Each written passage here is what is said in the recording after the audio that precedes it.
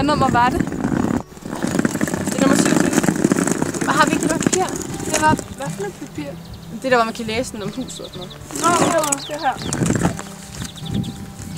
Okay.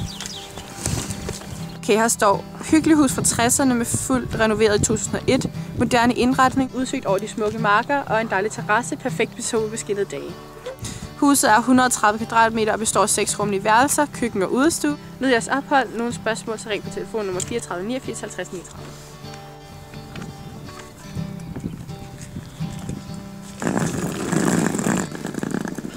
Jeg var så sikker på, at det var den vej. Du har så dårlig stedsans. Det har jeg da ikke. Jo, du har. Kan du ikke huske den gang, hvor vi skulle til fest hos Peter, og vi gik rundt i 4 timer? Og når vi så endelig fandt det, så var festen slut. Det er overhovedet ikke det samme. Jo, det er det. Nej, Pia, jeg tror, vi har den.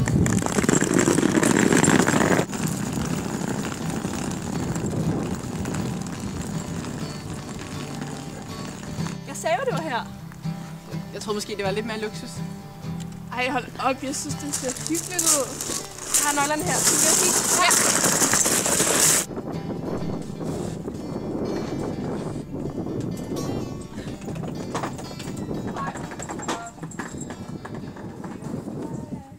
Hvad sagde Peter så? Jamen altså, han sagde jo, at han godt kunne lide mig og sådan noget. Og han var, altså vi tog sammen hjem og sådan noget. Og så... Ja. Ej, hvad skete der så? Var der nogen, der sagde småkager, for her er de? Ej, så var det lækkert. Ej, jeg lavede de bedste cookies. Pia, skål. Skål for den hyggeligste weekend nogensinde. Ja, skål. Skål. Jamen altså, det var bare mig og Peter, vi var jo til den der fest. I kan godt huske, det var den der... Ej, det var den der med ham der, den uhyggelige mand. Jamen, ham der manden, der gik rundt med den der hvide maske. Ham der hele sin grund og sagde sådan, Julie, hvor er du? Han var så uhyggelig. Så, og der var en, der vidste, hvem han var. Var det ham, der var klædt ud som en spøgelse? Mm. Ej, Pia, nu når vi snakker om spøgelser og sådan noget, ikke? Vi har lige hørt en mega god gyserhistorie, I bliver nødt til at høre. Ej, jeg elsker sådan. Jeg har en lommelegt her. Ej, det var uhyggeligt. Er I klar? Ja. Der var engang en mand, som boede alene sammen med sin hund. Hver nat, inden han skulle sove, så rakte han hånden ud over sengen og ned til hunden, hvor hunden så slikkede ham godnat. Det samme skete den aften. Morgenen efter, da han vågnede, lå hunden død ved siden af ham. Og på væggen stod der med blod: mordere kan også slikke. Okay. Ej, Pia, jeg har altså en, der er meget bedre. Fortæl den. Okay. Bare den er bedre end MS. Gyserhistorien foregik faktisk i det her hus. For 27 år siden boede her en lille familie. En mor, en far og en datter på 11 år. En mørk vinteraften satte faren ind til huset. Han havde lige lagt datteren i seng, og han havde låst døren ind til hendes værelse. Derefter påsatte han branden ved hendes værelse. Datteren brændte inde, men moren og faren overlevede vist.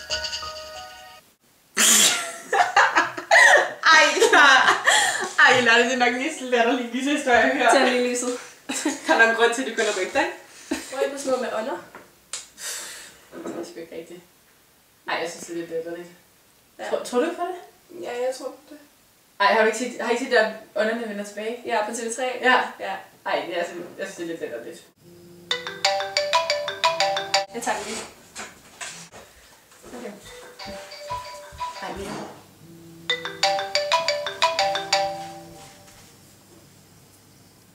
Hallo? Hvem er det her? Er der nogen? Hvem er det her?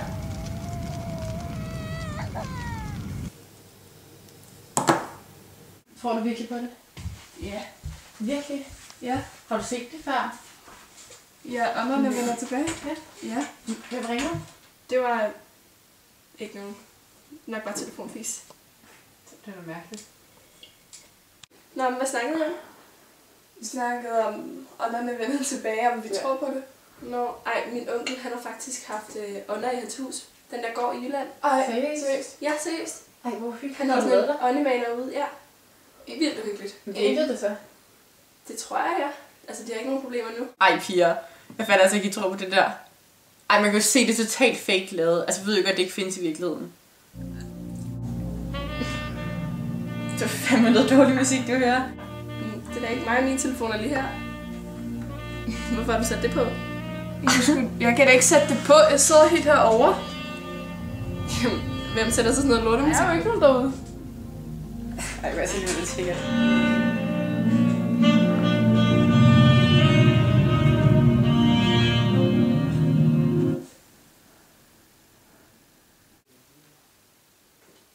Det er jo nok bare radioen, der er noget galt med.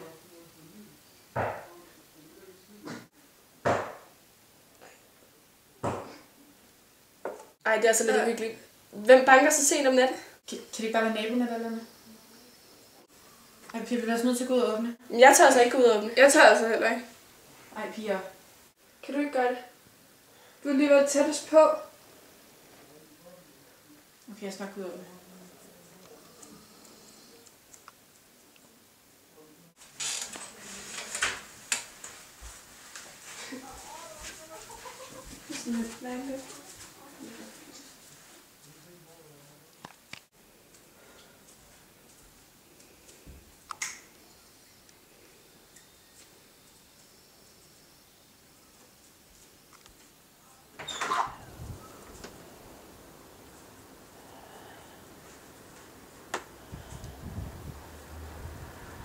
Hallo? Er der nogen? Hallo?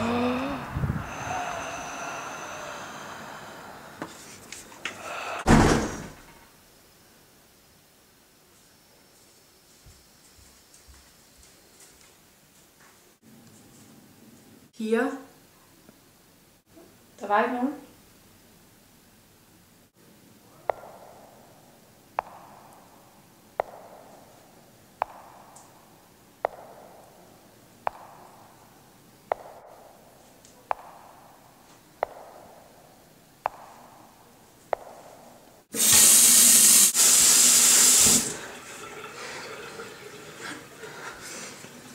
Ej, jeg tør altså ikke være her mere nu. Jeg vil gerne hjem. Det kan du ikke. Du kan jo ikke gå derud. Vi ved jo ikke, hvad der er derude. Nej, du kan så ikke gå ud alene. Der går også ikke engang nogle busser her midt om natten. Okay, jeg er nok ret. Det er måske bedst, hvis vi bare bliver sammen. Ja.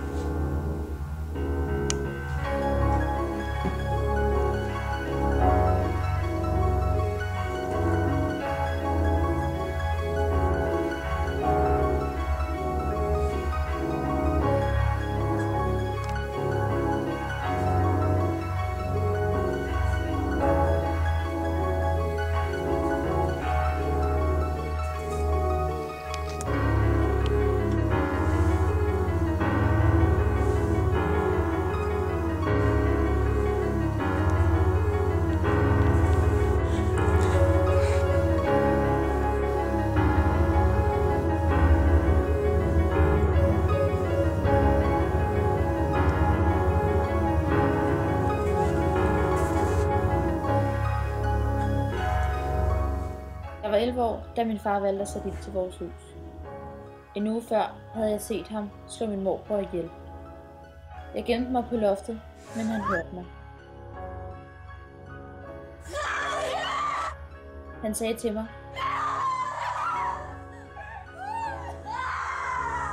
at hvis jeg sagde til nogen, ville han slå min mor ihjel. Men mit ord var ikke nok. Han låste mig inde på mit værelse og satte ild til huset. Både ham og min mor overlevede, men huset brændte til grunden med mig inde.